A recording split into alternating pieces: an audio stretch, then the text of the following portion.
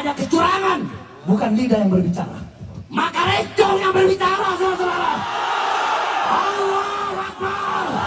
Allahu Akbar.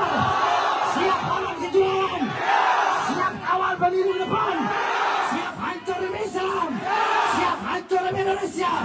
Allahu Akbar. Indonesia merdeka. Hidup Aceh, hidup tanah rencong, hidup tanah Salafi Mekah. Allahu Akbar. Sekali lagi saya sampaikan, kalau sampai ada kecurangan, rencong dan pedang yang berbicara. Betul? Betul. Saya tanya masyarakat Aceh, kalau ada kecurangan, siap tumpahkan darah? Siap tumpahkan darah? Nanti di penjara gimana?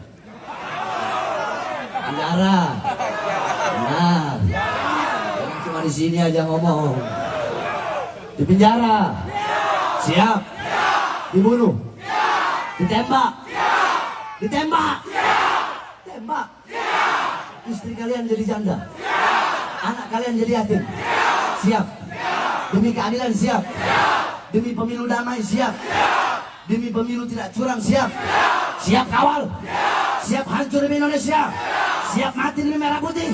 Allahu Akbar. Indonesia merdeka. Merdeka. Merdeka.